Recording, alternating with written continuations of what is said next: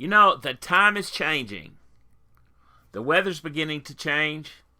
And I think it's time to work on some land records. Focus on deeds in particular. You ready to join me? Come on right now.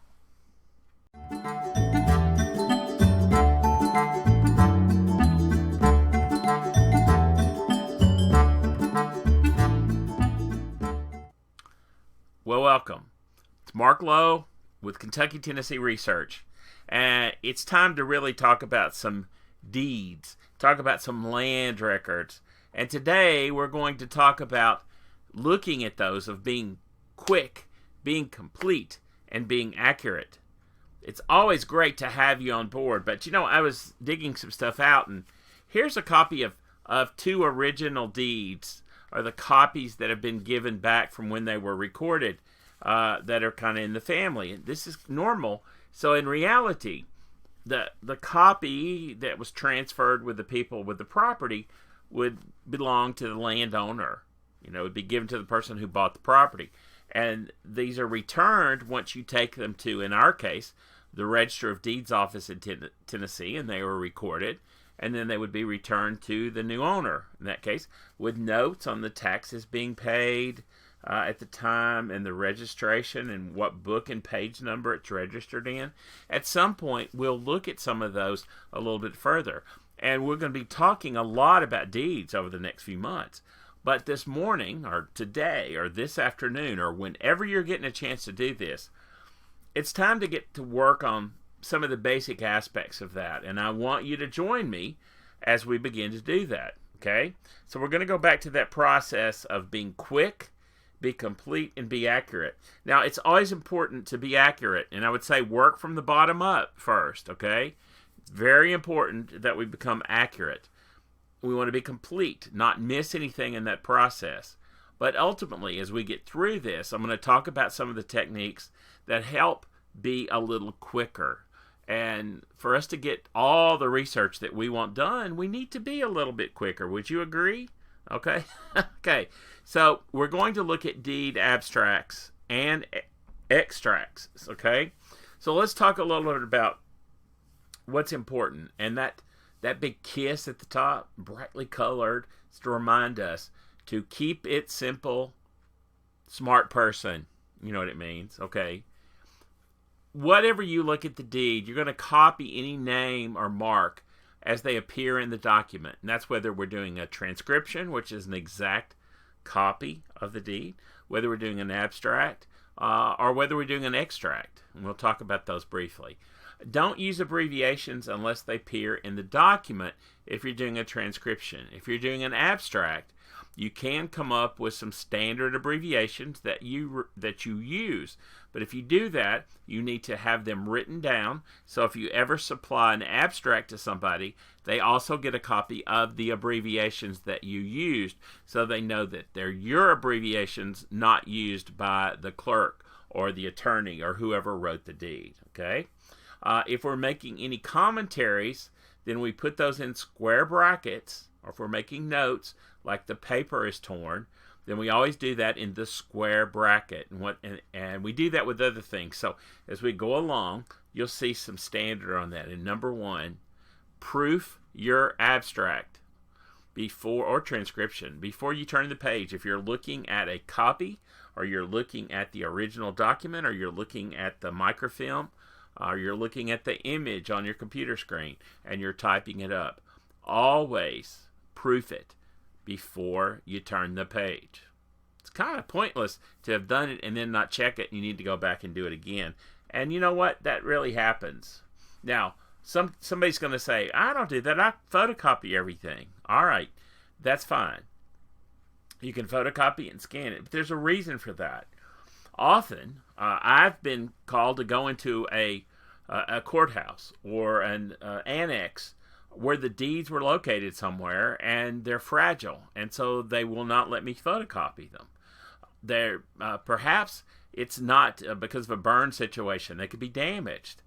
So you need to be prepared, as much as I research and the wide variety of places that I go, Sometimes it's just not wise, and they don't allow photography, or perhaps the coloration. I have actually seen deeds that the paper was such that it was almost impossible to photocopy or photograph, just bad coloration, okay? Secondly, they may not have copy facilities, or there are places where permission can't be granted for a particular reason. It doesn't matter. If you can do it, go ahead and photocopy it. If you can't, or use photograph. But if you can't, work around it. Don't not use the documents because it's not convenient. And it may be you have a project with many, many, many documents, and this is a way to process them, because I guarantee you, reading them, abstracting them, transcribing them, creating an extract is going to make you understand those much better than if you just photocopy them alone. Does that make sense? Okay. All right. So let's look at this extract for just a second. Okay. This is a deed, and an extract is a word-for-word copy of just a portion or a section, and you usually include quotation marks within that. Anything that's left out, then we might put the 3 dots, or an ellipsis is what it's known by. So let's look at this example, because I'm going to, after you watch this, if you'll look down in the notes, you're going to find a PDF of this deed, and you're going to find JPEGs of this deed. Or if you want to go and look at it, if you want to go and look directly at it, then also there will be a link to this deed on Family Search, okay? Now, you might note that the way this is written, and you need to get in the practice of that, I want you to kind of do something similar, but I'm going to ask you to do an abstract, which will include a little more information. And so I want you to look at the difference. I tend to do more extracts and full transcriptions than I do abstracts. And that's only the nature of the kind of work that I do for clients. They just need that information. In this case, though, notice that the information, the deed, where it came from and to, the date, the location, and the book and page number, and where that deed is located today, okay, where that book, and then that extract.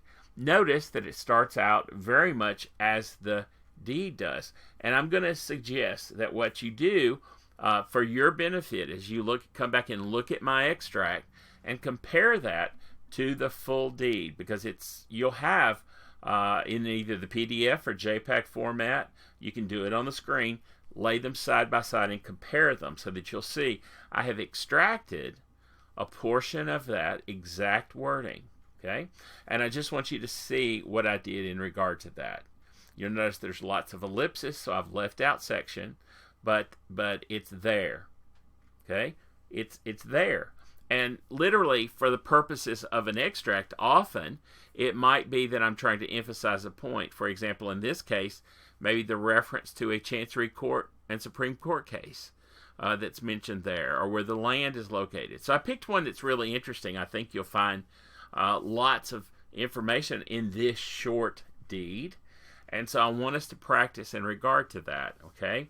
And we're going to spend more time on it. I'm just introducing the elements to you today, and very soon and I want you to have a copy of the deed, and then we will do an extract, and we'll look at some examples. And in fact, I'd be glad to hear from some of you later on when we get these.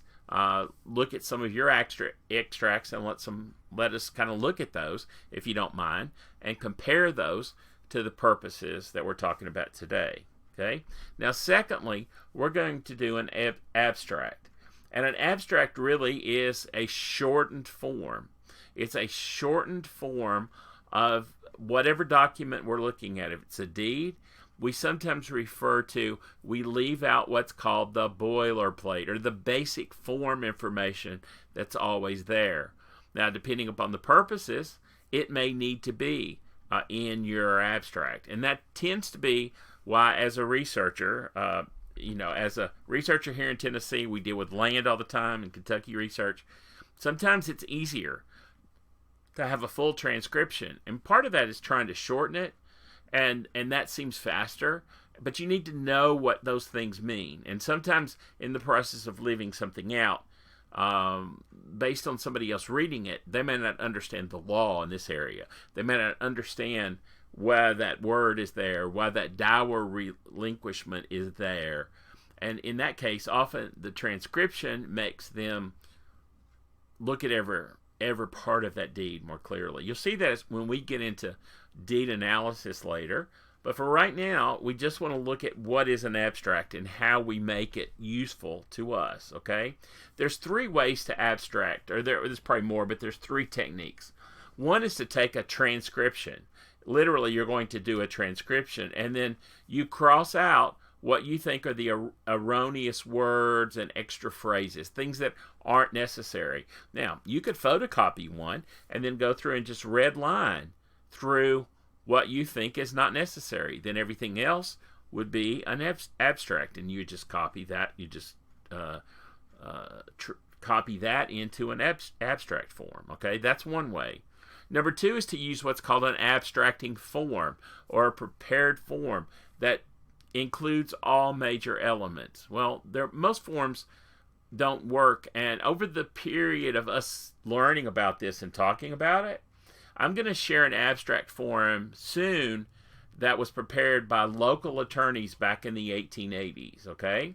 And also, down in the notes, you're going to find an abstract form that I created several years ago that you may use in this kind of assignment. It's a PDF, so download it. You're free to use it for any access that you need. But I'll share another one later once we get into this process. Most folks recommend, though, that we do what we call a free form. That means you look at the deed and you abstract and include the elements that you believe are necessary and that you see that are there, including all the major elements. And you do them in the order that they're presented in the deed. So you don't swap things around. And one of the weaknesses of a form is that you put the element, for example, if we're looking at the date of the deed, in the form, we put it up here, and we put the parties here and here. Well, there may be a reason why it's written where the parties to the deed are located in a lower portion, or the date's out of place, or something else. So when we put them on a form, we're taking them out of the order they were in the original creation to put them to fit our form, okay? So that's one of the reasons why often we would do what we call a free form. And once you get used to this, you're getting more comfortable. Now, if you feel like you don't understand them well, this is a practice of getting you to read them. And the deed that I've selected is handwritten. It is not a complicated a handwritten process. So it's a good, it's easy, fairly easy to see. I don't think you'll have lots of problems in either doing a transcription or an abstract. Right now, we're just talking about doing an abstract, okay, and an extract, which is just a portion of it, okay? Now, there's an abstraction form that will be attached in the notes, a PDF. You can download that and begin to use that yourself. It helps you, it is a reminder to include all the important items. So that's one way of, at least if you do that in the beginning, you begin to see what most abstraction forms use. Okay, they're not all the same, and so you may need to develop something in the area where you're researching.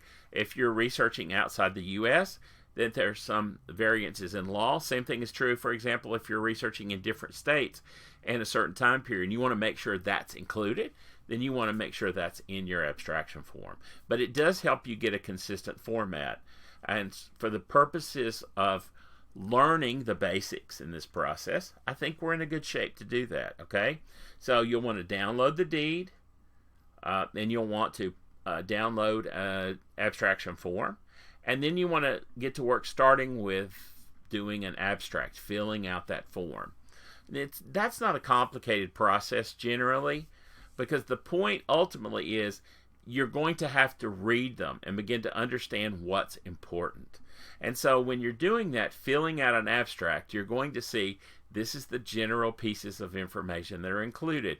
You will note that in my abstract form, there's some check boxes that are there covering certain terms. That means if you're not sure what that checkbox means in the reference, then you're going to have to do a little bit of deed research. And we'll talk about that more in a very near future episode. We'll get to that point very soon.